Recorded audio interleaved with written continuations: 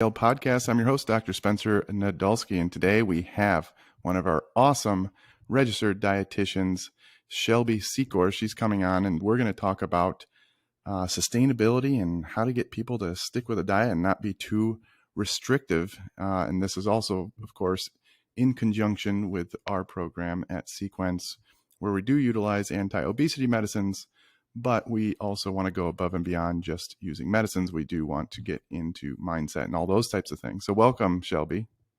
Hi, I'm so excited to be here. How long have you been with us so far? I've been with Sequence since early December. Look at that. And you are seeing a lot of patients per day trying to help them at this point, right? Yes, I am pretty busy. Yeah. What were you doing before this? Prior to this, I did some general weight loss, non-pharmaceutical weight loss. I also have experience in long-term care, primarily geriatric population, clinical nutrition. Now you have some other things you do. You're not just a dietitian, is that right? Yes, I'm also a certified personal trainer. I've been in the fitness industry since about 2014. I started off in Zumba as a Zumba instructor. Zumba. All right. Yeah, I worked at F45 for a couple of years, Okay. and I also have worked in a boutique gym doing small group training. Very cool. Are you still doing any training for clients on the side, or are you doing just mostly nutrition type of stuff? I'm just doing nutrition for now. You work out though. I do work out. I do still love to dance. I love Nice. to walk, and I love to lift heavy things and put them right back down. Perfect. Does your dietitian even lift? I know Summer does, and you do, and we have a bunch of other dietitians who are not only into nutrition but exercise, which is awesome. All Mhm. right. So, given your experience, like, what are some of the biggest things that you saw with clients before? And now I would call them patients, of course, but what are some of the things that like you saw where you saw them falling off the wagon and struggling, maybe doing well at first and then not able to stick with it? What are the things that you saw there? Yeah, I think it's pretty clear that traditional dieting can be very unsustainable for many reasons, but I do find a big reason is going about it too aggressively, too quickly, too restrictive. And I think that is a huge factor in why traditional dieting is very unsuccessful. What'd you do to like help people get off of that boat, so to speak? Talking about realistic expectations is a big one for me. What is it that you realistically can achieve, and in what timeline is that realistic given your current lifestyle and the things that you have to accomplish every day? What what were some of the unrealistic expectations? Yeah, so say like creating a super high protein goal, for example, or never eating out with friends, or completely eliminating sugar, or having to cook a completely separate meal than what your family is eating. So you're even talking about unrealistic expectations for behaviors and not even the outcomes, which would be like, I want to fit into my whatever I wore in high school or Hmm. things like that. So you're even thinking of what people come up with to go like, I'm going to do this. Hmm. So that's an interesting. So like that's kind of like the all or nothing type of approach that a lot of people take. So how do you change them from thinking that like how do you get somebody to go like, okay, you're going to cut all your sugar out. Well, first of all, you're going to have to cut out fruit and all sorts of healthful things, but maybe they're talking about like, you know, candy or something like that, or cake and desserts, so to speak. So let's just assume they're talking about that.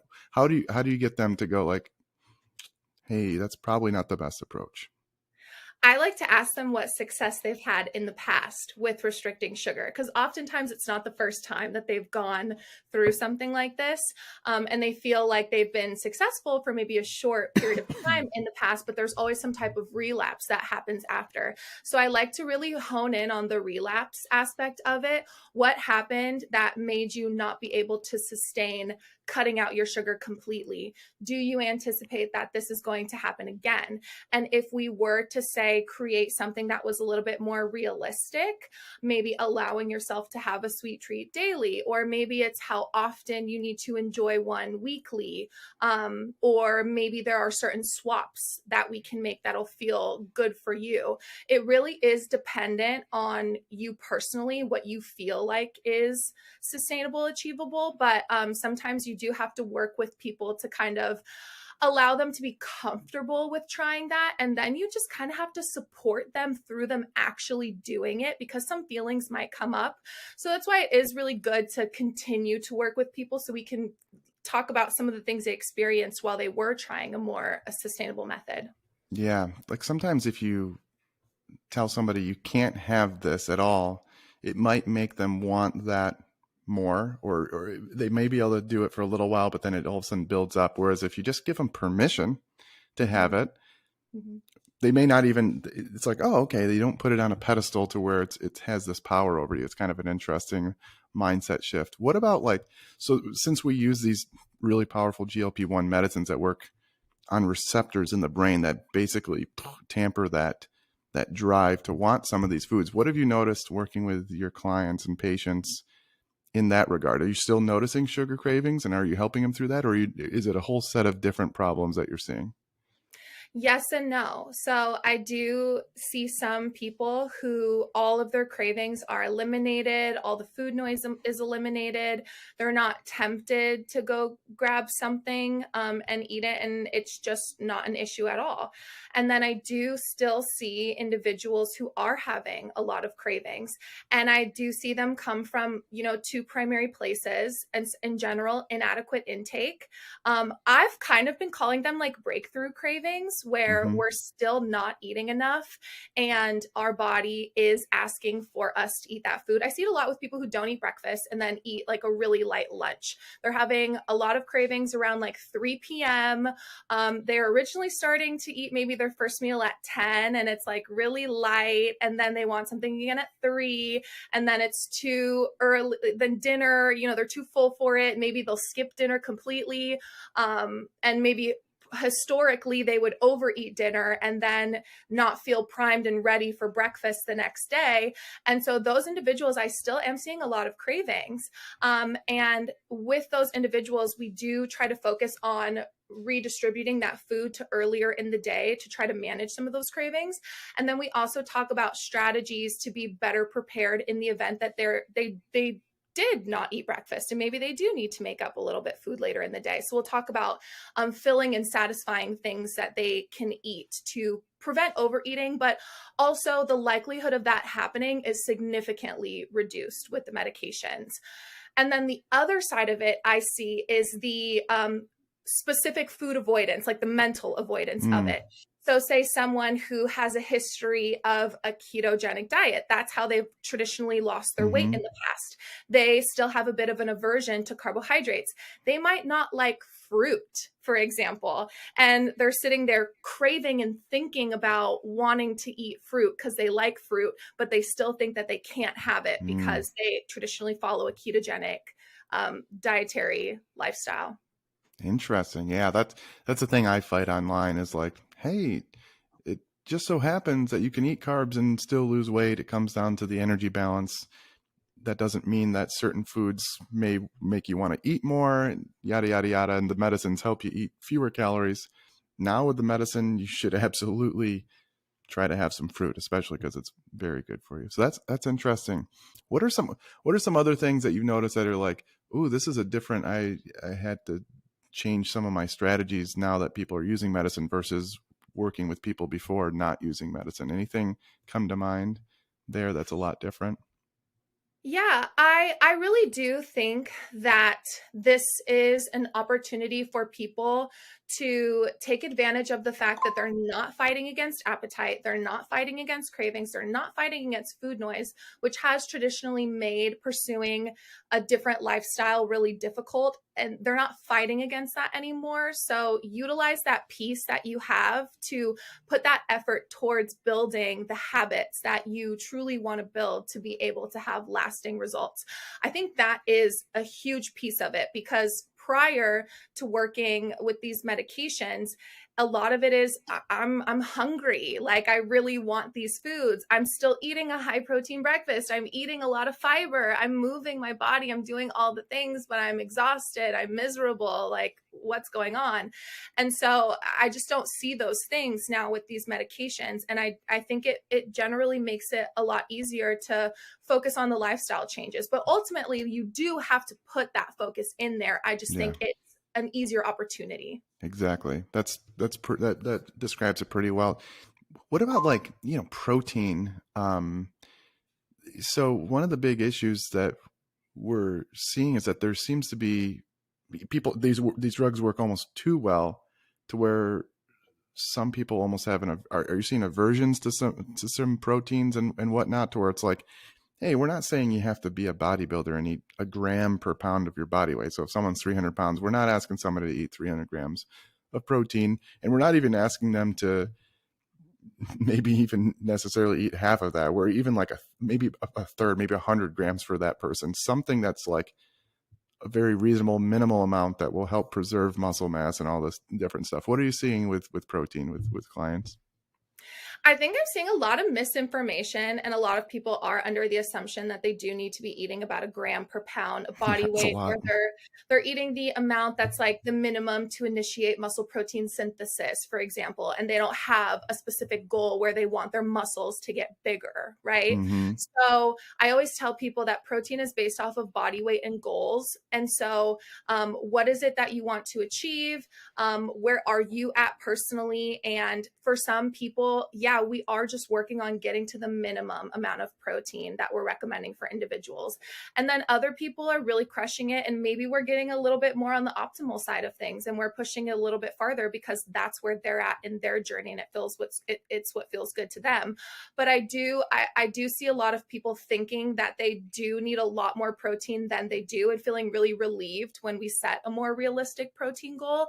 And I do see, some aversion to protein just in general, the fact that these medications work so well. And sometimes people need to adjust to them as well, and they might not be able to just tolerate the adequate amount of protein right now. And so we are just focusing on those strategies of getting as much in as we can for some. What are you seeing with tolerance to like protein shakes? Because sometimes it's like a piece of meat. It's like, ugh, especially with these medicines, it's like this is kind of a lot. Whereas like, I could drink one of these like ready to drink protein shakes. Are you utilizing some of those tools? Yeah, I say the vast majority of people that I meet with can tolerate protein shakes, and they do really enjoy like the Core Power or the Fairlifes. I do see some people who aren't really into the milky types of protein. And nowadays there are some more like water, fruit based type Mm-hmm. protein infusions. And so sometimes I'll suggest maybe trying that out to see if you like it. You may even be able to do like half a scoop and mix with like a flavored juice or something, that they enjoy, to even spread it out in the day. If individuals do really like, say, like the Fairlife shakes, and they do have the time in the morning, I do like to ask if they can maybe make a protein shake for themselves. So they can add in some fruit, they can add in some nut butter, some chia seeds for some fiber, or even using that protein shake as a base and then adding some additional things into it. I love to like take it up a notch if we can take it up a notch. But at the bare minimum, I do see a lot of people who really like them. It's rare that I see people not wanting to utilize a protein powder or a pre-made protein drink. Yeah, no, that's good. That's good to hear. Yeah, so because there's concern about people not eating enough, and I think the biggest concern for me would be just not lifting weights. Lifting weights is the most powerful thing for preserving muscle when getting into a calorie deficit and losing weight. It basically signals to your body that like, hey, we actually need this. The body's using this. Let's keep this around and let's keep losing just adipose. Otherwise, it's like, well, we don't need this and it's pretty metabolically costly. It doesn't matter to keep it here. That's such a simplistic way of viewing it, but and there are some molecular signals when you lift weights, but like on a simple basis, you're signaling to the body, hey, I'm still going to be using this, so keep it around Mm-hmm. as I take my calories down or my energy intake down. So From a protein standpoint, though, that's the second most important thing. What is our recommendation right now for minimum amounts of protein? Let's say a 200-pound person. Yeah, so the RDA for protein is zero point 0.8 grams per kilogram of body weight. We typically recommend that people don't go anywhere under about 80 grams of protein. But at that point 0.8, most people are kind of hanging around the 80, maybe around 100. I like more of like a 1 to 1.2 grams per Yeah. kilogram of body weight. And again, as you mentioned, strength training, resistance training is also a big aspect of maintaining muscle mass. But I also, at the end of the day, we have to be realistic again with what we can achieve. And if we're at a place in our life where we don't have a big appetite, we do have a lot of weight to lose, as you mentioned, the resistance training aspect of it is super important. And maybe you can't get into resistance training right now, but that doesn't mean that you can't get into it in the future, and focus on building muscle at another part in your journey. And I think allowing us to make those decisions that we think are truly what's best for ourselves and our long-term journey is what really leads to success. We saw my dog in the background. This is Ginger Spice. Ginger spice. That's great. Yeah, your focus on sustainability, it's so important because like let's just say we said people need to be eating 1.6 or something grams per Mhm, kilogram of body weight. That's mhm, it's pretty high, especially when you have a lot of like adipose or fat tissue to lose, a lot of weight to lose. So we go minimum of the RDA of zero point 0.8. Now, many sports, I mean, and you're in this world, many fitness, really body composition specialists will say, whoa, that's way too low. mhm, True. I would say it's not optimal for muscle loss, like and muscle retention, but from a sustainability standpoint, like if it's people don't necessarily get to eat a lot of protein, so you'd have to be pounding some of these protein shakes where you're already on these medicines where you don't feel like eating so much. We call it shrinking the change. It's I think it was Shift by um, Chip and Heath, and there's a book out there where they shrink the change. So here's what's optimal. That's not going to be People aren't going to be able to do that. So then you shrink the amount of change that they have to do to at least hit certain minimums, and then if we can optimize further. And it sounds like your approach is right there, and I think that's great. Meet the mhm, patient where they are, as mhm, opposed to give them, again, how much we're going to move the needle one way or the other. It's not going to make an enormous difference by jacking their protein up even higher. So get the minimum, maybe optimize further if like a cherry on the top. Big bang for the buck is getting them to resistance train, which also might be too much of a change right in the beginning. So you get them feeling good with losing weight, and then all of a sudden like, you know what, I want to get into this a little bit mhm. more. I think that's a great approach. What else? Any other tidbits that you've noticed working with patients on these medicines? Anything else? I'm sure the listeners would love to hear. Um, any other little tidbits that I have really just are about, again, setting sustainable and realistic goals. Yeah. We are huge fans of setting SMART goals when we meet with our members. Something that is specific, something that we can measure, it's attainable, it's relevant, and it's time bound as well.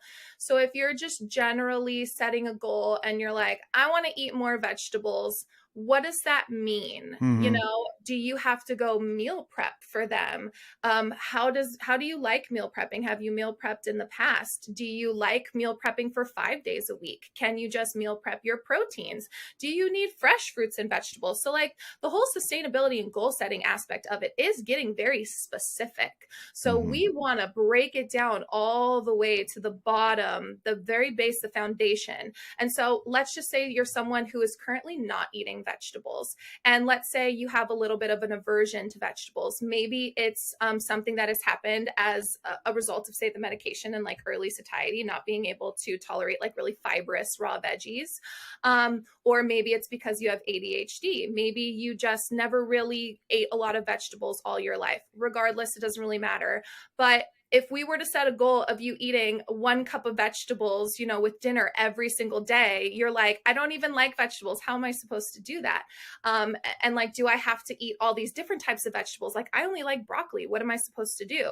And it's like, yes, it is important for us to consider variety with vegetables, but for right now, like, let's just even aim for a fourth of a cup 3 days a week, a fourth of a cup 2 days a week, something that you feel really confident that you can achieve. I could do that. I could do half a cup, for 2 days a week. That's not really that big of a deal. And then you can build on it from there. If you're successful with that over a period of time, it starts to feel more natural for you. You ask yourself, can I do this forever? Yeah, I can eat a half a cup of veggies 2 days a week forever. That's not that big of a deal. Maybe in a couple weeks, we'll change it to 3. Maybe we'll change it to 1 cup. We'll kind of just layer it on for there. But, one of my favorite sayings, I'm a huge sayings person, is like, you can always do more later. I like it. Thank you so much for coming on and sharing your expertise with us. And hopefully anybody listening, if you're with our program and you haven't met with our dietitians and you like what Shelby's saying, definitely schedule an appointment, as we can help out greatly in some of these strategies and making sure that you're eating the right things, including enough protein and et cetera. And if you know somebody that's on these medicines that's not necessarily with Sequence, our program, share this podcast with them, and hopefully this will help them regardless if they're one of our patients or not.